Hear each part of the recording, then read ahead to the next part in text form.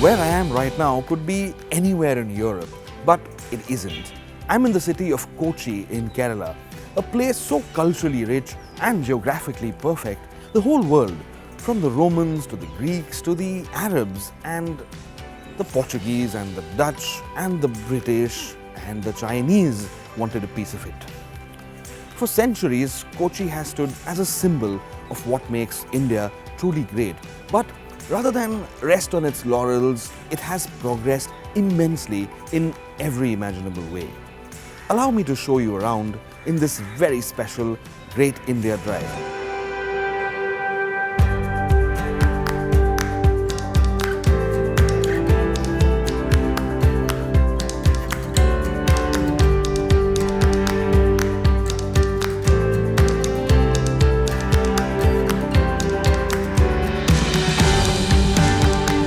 It's a fascinating place, Kochi, in terms of how deep-rooted and yet how progressive it is.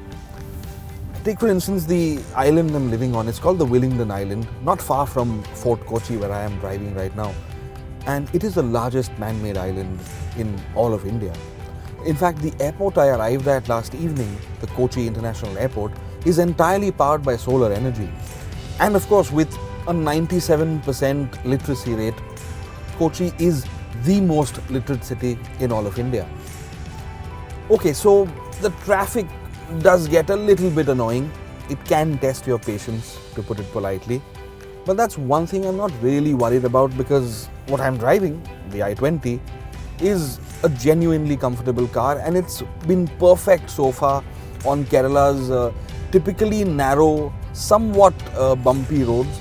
And so over the next few days as I tour the state, I think I'll be very comfortable and it's going to be a lot of fun. The only thing I'm not looking forward to is putting on a lot of weight, because the food here is absolutely delicious and I don't think I need to put on any more weight. Driving in and around Kochi is just a happy experience, with these sleepy, narrow bylanes and colourful houses around every corner. This place has got such a relaxing air to it that you can simply enjoy driving around aimlessly, and whenever you choose to stop, you're guaranteed a great meal. Also, if you are the sort of person who wants to meticulously plan every experience, you can now sign up for the Hyundai Mobility Membership app, which lets you choose from a host of lifestyle experiences, all from the comfort of your phone. Had it not been for this scenic road and of course the i20's spirited performance, I think I'd have fallen asleep by now because of just the state of calm this place puts you in.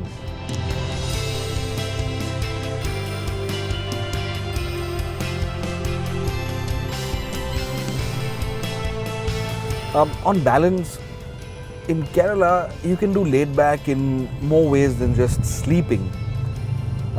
Stay put, you'll find out in just a little bit.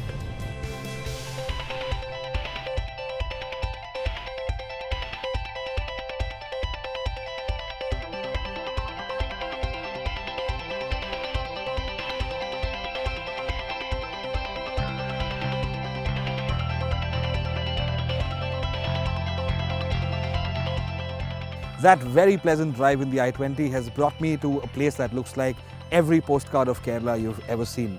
The amazing and absolutely surreal backwaters. This is a place you have to see to believe.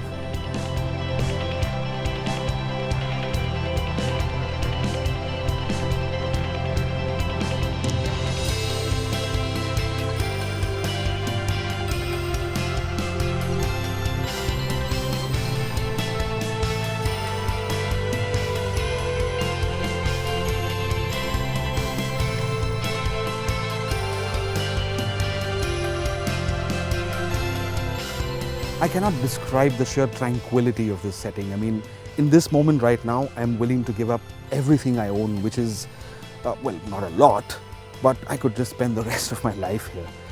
However, I do realize I have a very nice car to drive and some great roads to drive on. So I suppose that plan can wait a few years. But for today, I think I'm just going to go watch the sun go down and do absolutely nothing else. And so, with the Great India Drive having gotten off to a truly colourful start, I set off the next morning in search of some more peace and quiet. A 5-hour drive through a spectacular coastal road saw me arrive in the city of Kozhikode, formerly known as Calicut. Now that is what the Great India Drive is truly all about. The drive from Kochi to Kozhikode, or Calicut as it was formerly known, was barely 200 kilometers long, but given that it runs through some densely populated towns and villages, it was a bit of a slow drive for my liking.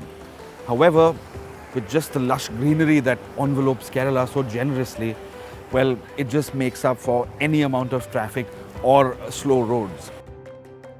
Departing Calicut was a hard thing to do, but it was now time to discover the truly magical side of Kerala, the lush rolling hills of Wayanad.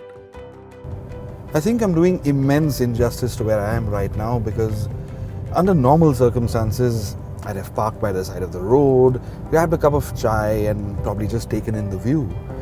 But with this, the new i20, which is just so much fun to drive and is so comfortable at the same time. I mean, I've got this fantastic set of Bose speakers for when I'm not talking to myself, and this giant touchscreen which does everything short of changing gear for me. And because of all of that, I just don't feel like pulling over, no matter how compelling the view on the other side is.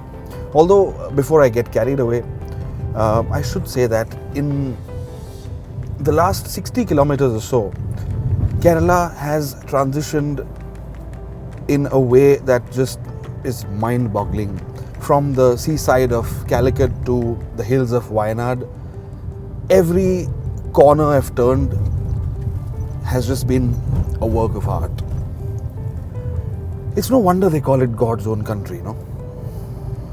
Arriving in Wayanad was truly refreshing, with the 6,900 feet climb and cold mountain air perfectly complementing the seemingly endless view. It's also very encouraging to see how well preserved Wayanad's nature reserves are, despite its ever-increasing popularity with tourists.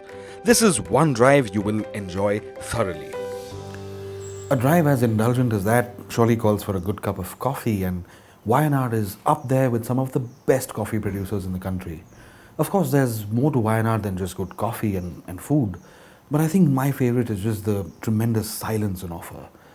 Just like Kochi's amazing backwaters and Calicut seaside, the hills here in Wayanad dominate your state of mind and just make you want to do things you wouldn't usually do, like, for instance, going for a walk instead of driving everywhere. And I think after this cup of coffee, that's exactly what I'm going to do.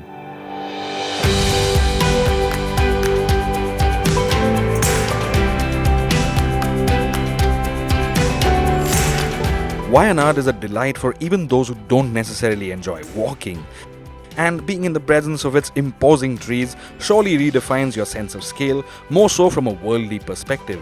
A much needed reality check from our all-consuming quest for progress. Somehow, over years of conditioning, we tend to visualize progress as something that happens in very large factories or in swanky corporate offices. But what about the progress that really matters? Progress for humanity. That's exactly what we set out in search of with this year's Great India Drive. And to our surprise, we found it in a small village in Kerala with a population of barely over 40,000 people. Where I'm heading to right now is a village called Meenangadi. It is India's first carbon neutral village. Just how cool is that?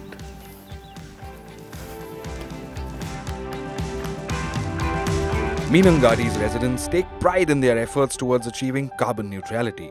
From recycling to planting trees and waste management systems, it's all followed with a religious diligence. Perhaps the most vocal of such visionaries is Mr. V. Suresh, who led this movement on the front foot. The carbon neutral movement in this panchayat started at the year 2016. Our Honorable Finance Minister, Dr. T.M. Thomas Isaac sir, motivated us to take this activity. The ultimate aim of that project is to overcome the global warming and remedial measures for climate change. That is our aim. Then a small village thinks about that, because we think without environmental protection, further activities cannot be sustainable. If there's one thing the year that's gone past has taught us, it's that true progress for humanity is a lot about restoring the natural state of our planet. And as Meenangadi has shown us, all it really takes is some thought, a lot of commitment, and genuine love for the world we live in. While technology has improved our lives greatly, to use it well and for the greater good of humankind, that's the only thing that can make India, an already great country, a truly better place.